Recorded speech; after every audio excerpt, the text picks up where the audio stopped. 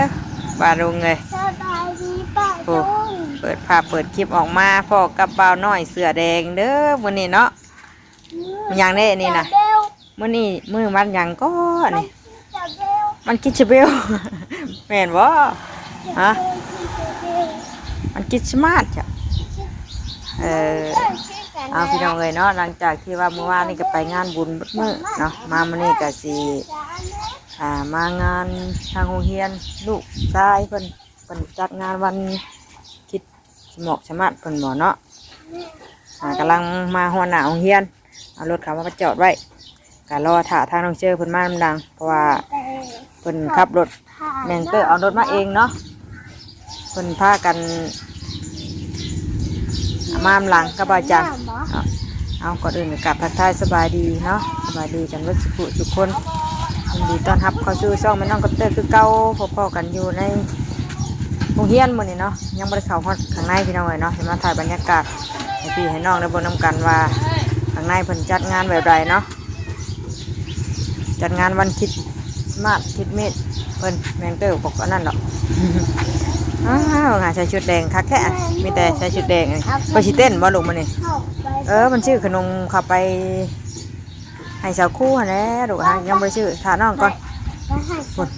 น้องมาหลังไปเบิ่งก่อนค่ะจังหวะจังเข้าไปถ่ายเบิ่งอยู่ข้างในเนาะ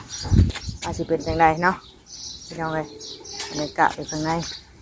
ลมซ้ำเนาะที่โดนมากกันหนาวลมหนาวนี่เดี๋ยวโรงเรียนอะไรไปเล่นในสวรรค์ไปเข้าไปข้างในคุณเดี๋ยวพาเขาเพิ่นก่อนขนมก่อน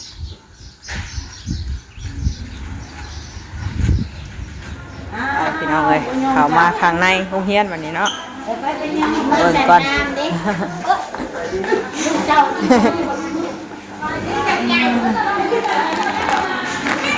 ลูกถือถือไว้ก่อนสบายดีโอ้ยใช่แล้วอยู่ลุมผลบ่มันเจอแห่งหันพูน่ะ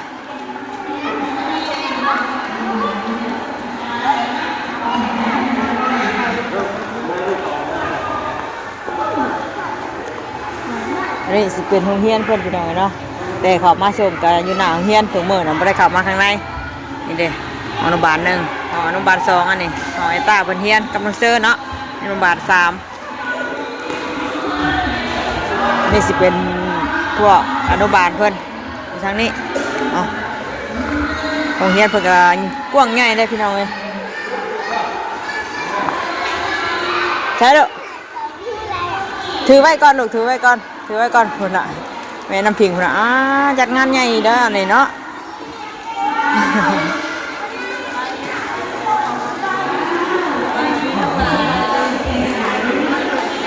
ไปเลยปะ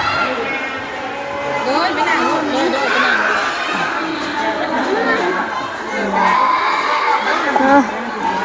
ผ่านไปให้นะไปนี้เยอะดิไปลูกไปไหนกันดาววะจ้ะเจ้าห้องให้ฉะนั้นเดียวกันตอนบ้านใหญ่แท้ตา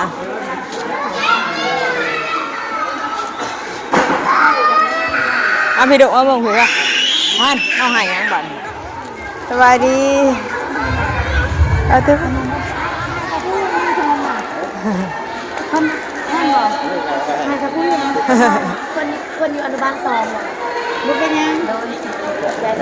นายจะพูดได้เด้อดีรวยเด้อเขาพูดกัน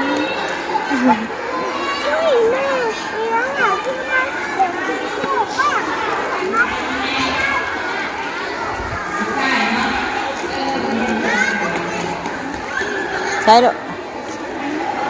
ไม่พี่ลงลูกแล้วบ่นี่ลงลูกแล้วจะลูกเป็นคนใดได้บ่นี่ตายเนี่ยและส่งท้ายปีเก่าและต้อนรับปีใหม่เนาะได้ลูกขึ้นบ้านนะ2026ที่จะมาครบรอบในปีนี้ได้ไหมไม่เกี่ยวกับทางตาไปเลย ตาคือขึ้นก่อนหมู่อะจะว่าอนุบาลหนึ่งบ่ เขาต้องอนุบาลเนาะขอเชิญน้องๆอนุบาลหนึ่งเนาะนี่ อนุบาลหนึ่งก่อนเนาะ ไปนั่งบ้าง ไปนั่งบ้านไปหานั่งก็ลูกเดี๋ยวอนุบาลหนึ่งขึ้นก่อนเดี๋ยวอนุบาลสองจังหน่อยยังขึ้นเวที เก็บของทุกอย่างมาก่อน อนุบาลน้อยขึ้นเต้นเพลงอยู่บนเวทีพี่น้องเอ้ยเนาะโอ้ไปเด้อไปน้ำสาวครูไป อนุบาลหนึ่ง ไปเด้อ นั่งตรงรถจะรอพ่ออนุบาลหนึ่งนะพ่ออนุบาลหนึ่ง ครูพาไปเลย มาเลยนะเผาที่เดิมเด้ออนุบาลหนึ่งนะเผาที่เดิมเด้อเก็บไปแสดงเลย ไปน้ำสาวบุญบ่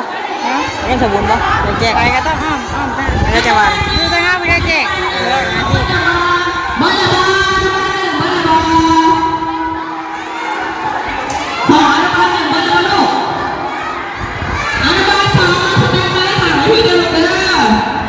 ขออนุบาลสองมาแสดงไม้หาที่หาเด้อเก็บขึ้นแสดงลูกอนุบาลหนึ่งของกันน้อง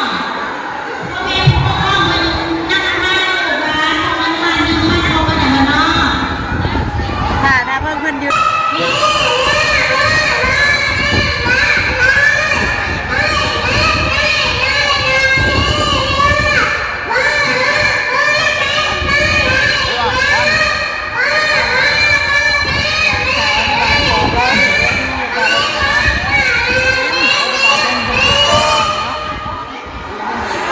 ผู้ให้ก็มีเห็นบ่นึกภาพเป็นไห้อะเป็นมาจัดงานอยู่ในบ่ปีที่แล้ว ก็คุณ เริ่มก่อนเนาะ เดี๋ยวพี่ท่านในเหตุอย่างเด้อันนี้ปัญหาเหตุใหม่ครับร้านเต้นเขาบอกกูให้ไปแล้ว คนเรียนแถวกันรอถ่ายทางนั้นกันเนาะอนุบาลหนึ่งอนุบาลสองอนุบาลสามพี่น้องเลยลมเด้อ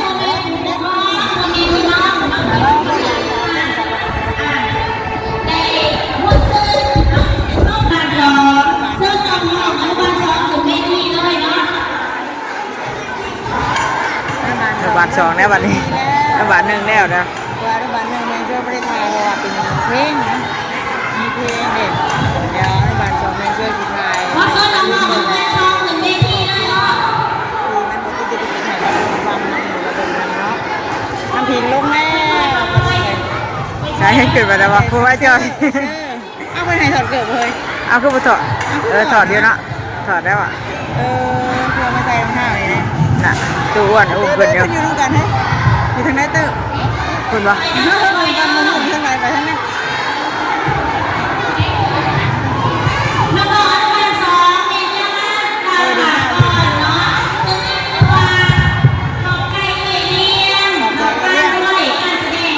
ตัวที่ลูกเคยให้ใช่พร้อมแล้ว ใช่เลย อนุบาลสองมาจะมาลูกขออนุบาลสองมาจะบอก ไม่ใช่คนหลายคนอยู่อย่างว่าผู้ขุนแน่ผู้ขุนแน่ประดงนางมีมือใหม่พ่อ เชิญเด้อมาเมตุคุณน้องน้องข้างหน้าน้องบอกอนุบาลสองมาเวทีเลยเด้อชาวบ้านกำลังเดินทางมา ได้เลยลูกก็เห็นบังวะ บางข้างหลังวะ อยู่ทางหลังนะครับเพราะว่าเล่าตัวใหญ่อยู่จ้านี่ไม่ยอมยืนสองคนไปทางหลัง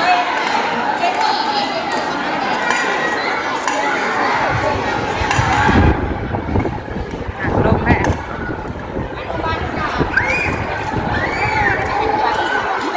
อยู่ข้างหลังเต้พอเห็นท่าน อันนี้น่ะบนจัดบ่ได้ ไม่ได้จัดอยู่ข้างหลัง เพิ่น อาจจะบุญช่วยนะกล้าไปทางนั้นเจอได้ที่ทางนั้นเต้ คนละทางไปไป มันมีก็มีได้อนุบาลสอง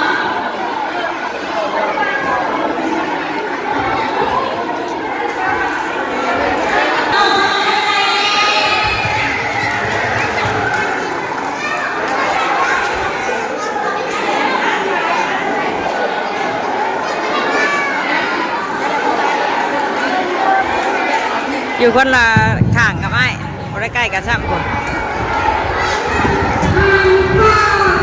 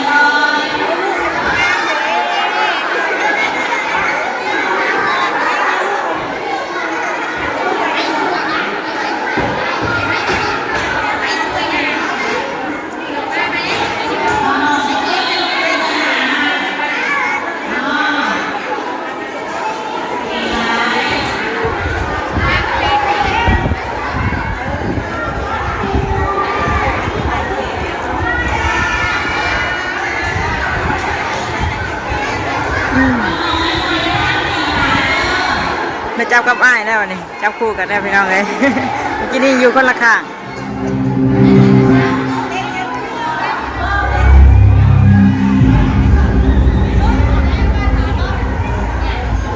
ก็แขนกันกับอ้ายอยู่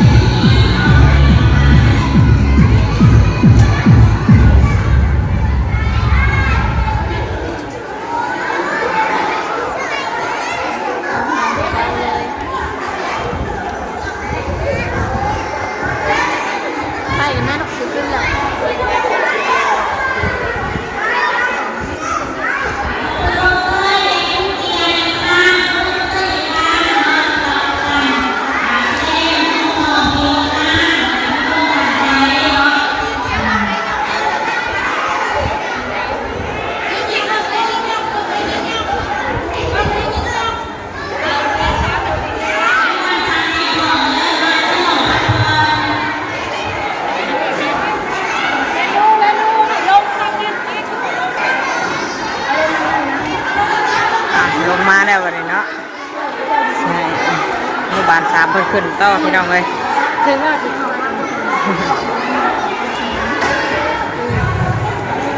โดย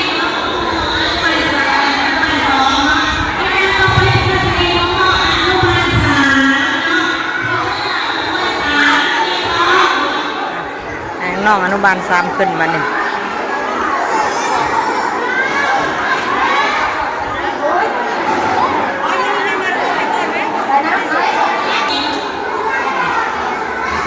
น้องอนุบาล3เพิ่นบัดนี้เนาะ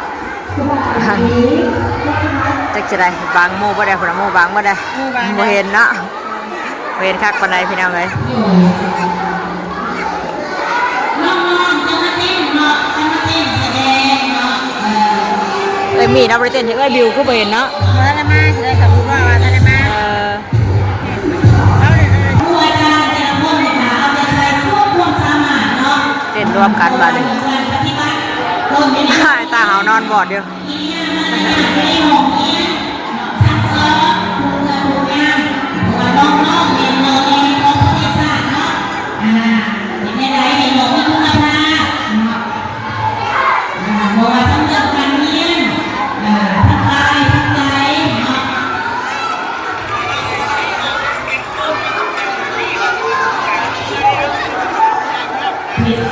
เพียงเงินกับความรู้ทางเรียนที่ว่าที่เพียงใช้กายใจพัฒนาเล่นทักษะที่จำเป็นเนาะทักษะจำเป็นที่ยังไม่ถูกเรียนเนาะก็คืองานเรียนเนาะ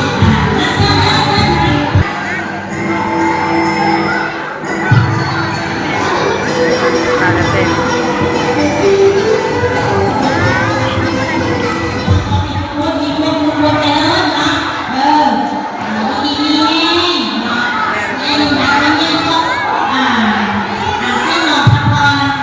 ลงเลยไป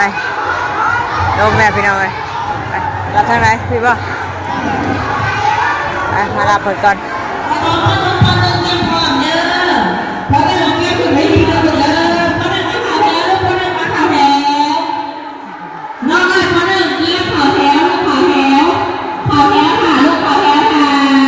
เอาเพิ่นก่อนลงแล้วบัดนี้บัดท้ายแน่บัดท้ายแน่พี่น้องเอ้ยเนาะมันมีเพลงแน่ก็ยันว่ามันอันติดนั่นเพิ่นก็เลยเบอร์คักปานใดเนาะนี่ก็มางานโรงเรียนหลานน้อยเนาะใช้ข้างในเด้อเฮียอะไรจ๊ะใช้เด้อ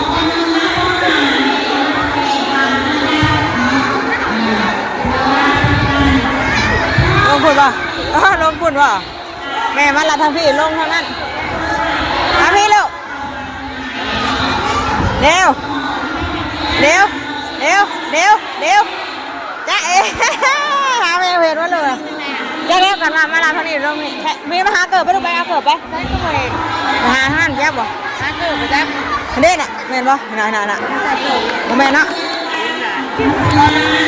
โอ้ยขนาดหาเดียวเลยไอ้พ่อยอ่ะนี่โอ้ยแม่น่าหามาเห็นเลยเอาเด้อเก่งๆมีที่คนเก่งๆกันนี่โอ้ยป้าเห็นคักปานไหนไม่ได้อยู่ข้างหน้าดูเลยอยู่ข้างหลังนะอยู่ข้างหลังไม่เห็นเลยป้าลุงไม่เห็นเลยใช่ตาเลยเห็นว่าลูกเกิบนะเอาให้น้องๆก่อนหนึ่งเพิ่นขึ้นไปบัดนี้เนาะหลานน้อยพากันเต้นแล้วเรียบร้อยแล้วพี่น้องเลยเนาะเห็นไหมโอ้ยอยากใส่เลยโอ้ยแก้แล้วลูกมันแล้วแหละแก้วรถจะห่อนบ่แซวนี่อ้าวไปบัดลิ้นได้บัดนี้เนาะเต้นแล้วเรียบร้อยเลยไปลูกเก่งๆว่ะป้าเราบ่เห็นคักปานใดคนลายใช้น้องนะสะอาดเด้อไม่ใช่คนพากันแล่นดินเลยได้บัดนี้อ้ายไปได้ผู้เอาทางน้องๆก่อนหนึ่งเพื่อนบัดนี้เนาะทางพี่น้องเลยเนาะแม่นก็กะจบคลิปก่อนเนาะถ่ายกะบัดกันได้ยินแน่บ่ได้ยินแน่มันได้คักแน่บ่คักแน่เนาะเพราะว่ามันเปิดเพลงเพิ่นแน่ก็เลยก็อย่าคักปานใดเนาะไปสันคลิปนี้ก็สิถือโอกาสลาป้าลุงไปเลยเด้อเนาะไปพบกันอีกคลิปหน้าพี่น้องเลยคลิปนี้ก็มางานวันคริสต์มาสเพิ่นอยู่ทางโรงเรียนเนาะทีนึงไปพบกันอีกคลิปหน้าเนาะคลิปนี้ไปแล้วสบายดีบัดทุกคนไปพากันไปดินข้างในนะมันนี่ข้าได้หรอ